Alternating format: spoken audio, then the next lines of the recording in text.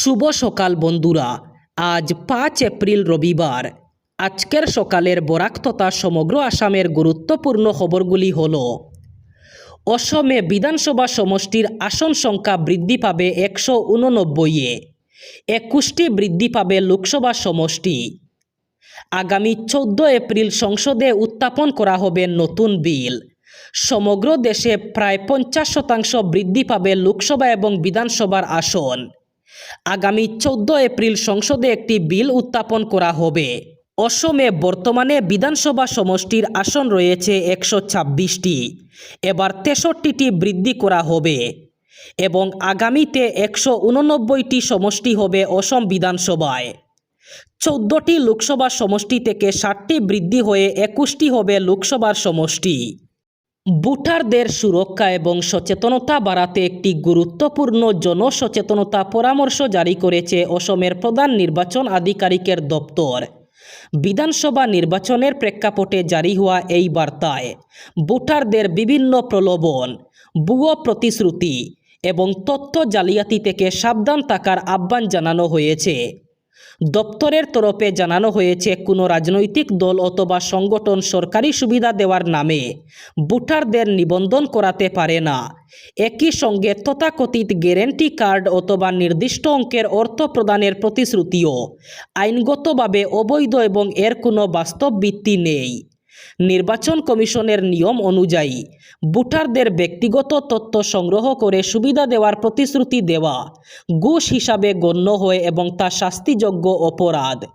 পরামর্শে আরও বলা হয়েছে, ভোটারদের উচিত নিজেদের ব্যক্তিগত তথ্য যেমন ভোটার আইডি, আধার নম্বর, ব্যাংক অ্যাকাউন্ট অথবা মোবাইল নাম্বার কাউকে না দেওয়া। এছাড়া কোনো অ্যাপ, ওয়েবসাইট অথবা ফোন নাম্বারের মাধ্যমে প্রলোভন দেখিয়ে তথ্য সংগ্রহের প্রচেষ্টার বিরুদ্ধেও সাবধান থাকতে বলা হয়েছে। এক নৃশংস খুনের ঘটনা ঘটল ভারত বাংলাদেশ সীমান্তে। বাংলাদেশে গরু পাচার ঠেকাতে গিয়ে এক ব্যক্তিকে দা দিয়ে কুপিয়ে খুন করা হলো। একই ঘটনায় গুরুতর আহত হয়েছেন আরও 2 জন। চাঞ্চল্যকর এই ঘটনাটি ঘটেছে ভারত বাংলা সীমান্তের কাছাকাছি কাছাড় জেলার জালালপুর এলাকায়। নিহত ব্যক্তির নাম আশিকুল ইসলাম। জানা গেছে, গভীর রাতে একদল পাচারকারী কয়েকটি গরু সীমান্ত পেরিয়ে বাংলাদেশে নিয়ে যাওয়ার চেষ্টা করছিল। বিষয়টি দেখতে পেয়ে স্থানীয় বাসিন্দা আশিকুল ইসলাম তাদের বাধা দেন। তখনই পাচারকারী দলটি তার উপর দা দিয়ে পরপর হামলা চালায়। গুরুতর আঘাতে ঘটনাস্থলেই মৃত্যু হয় তার। এই দৃশ্য দেখে তার এক ভাই এবং এক ভাতিজা এগিয়ে এলে তাদের উপরও হামলা চালানো হয়। এতে তারা দুজনই গুরুতর জখম হন। খবর পেয়ে পুলিশ ঘটনাস্থলে পৌঁছে মৃতদেহ উদ্ধার করে এবং আহতদের শিলচর মেডিকেল কলেজ হাসপাতালে পাঠায়। বিধানসভা নির্বাচনের আর মাত্র কয়েকদিন বাকি। রাজ্যের প্রতিটি জেলার মতো গোলাঘাট জেলার 5টি বিধানসভা কেন্দ্রেও রাজনৈতিক দলগুলির মধ্যে জোরদার নির্বাচনী তৎপরতা লক্ষ্য করা যাচ্ছে। শাসক দল বিজেপির পাশাপাশি বিরোধী দলগুলিও সমান তালে প্রচার চালিয়ে যাচ্ছে।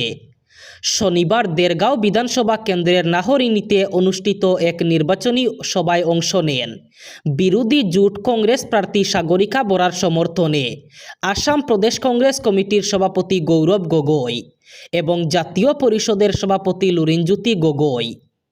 সভায় বক্তব্য রাখতে গিয়ে গৌরব গগৈ বিজেপির বিরুদ্ধে তীব্র সমালোচনা করেন। তিনি বলেন, আজ আমরা বিরোধী দলগুলো একজোট হয়েছি অসমকে বাঁচানোর জন্য। অসমে রাজনীতি করতে আসা অনেকেই কেবল নিজেদের স্বার্থের জন্য আসে, বিশেষ করে হিমন্ত বিশ্ব শর্মা। প্রকৃতপক্ষে যারা মানুষের সেবা করতে রাজনীতিতে আসতে চান তাদের বিজেপিতে কোনো জায়গা নেই। বর্তমানে সিন্ডিকেট চালানো ব্যক্তিরাই হিমন্ত বিশ্ব শর্মার ঘনিষ্ঠ। কংগ্রেস সরকারের সময় মানুষ স্বাধীনভাবে সমালোচনা করতে পারত, কিন্তু এখন বাক স্বাধীনতা খর্ব করা হয়েছে। তিনি আরও বলেন, বর্তমানে মহিলারা বিজেপি কার্যালয়ের মধ্যে সীমাবদ্ধ হয়ে পড়েছেন।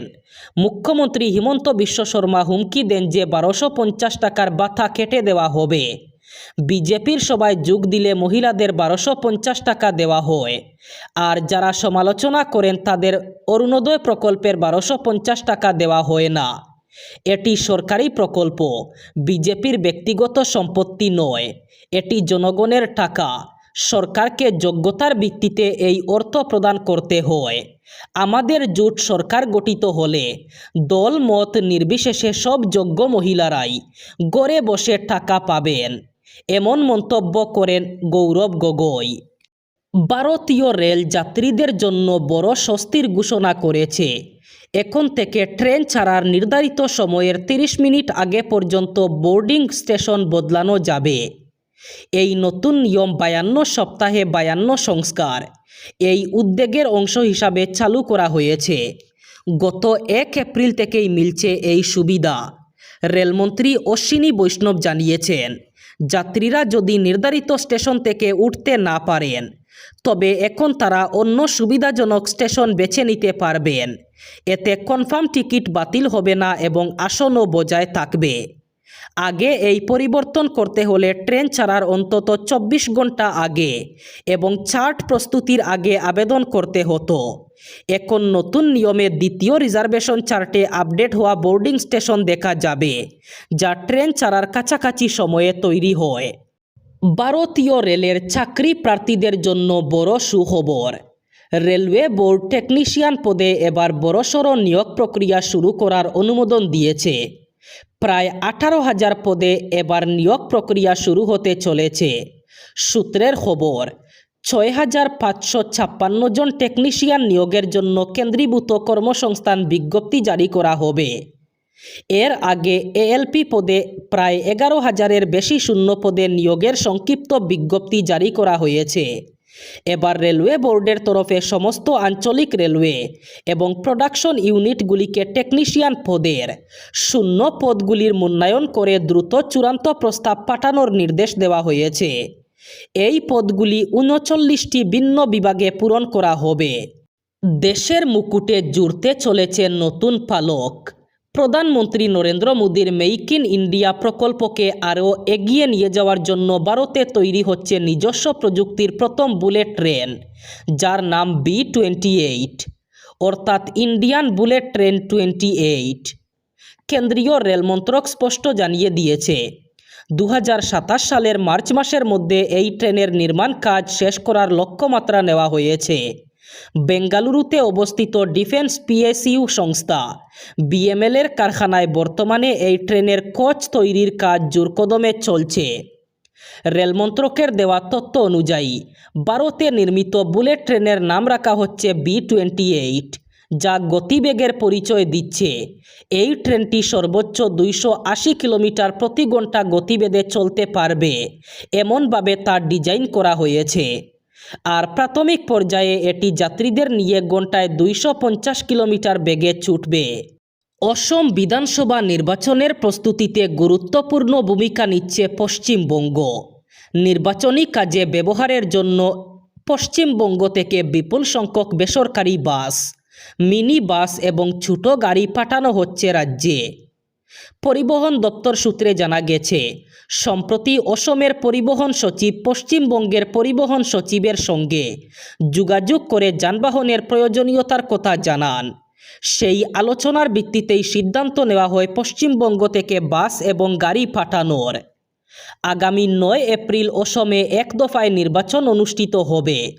সেই ভোট গ্রহণকে কেন্দ্র করে নির্বাচনের আগে, ভোটের দিন এবং পরবর্তী সময়ে পর্যাপ্ত যানবাহনের প্রয়োজন রয়েছে।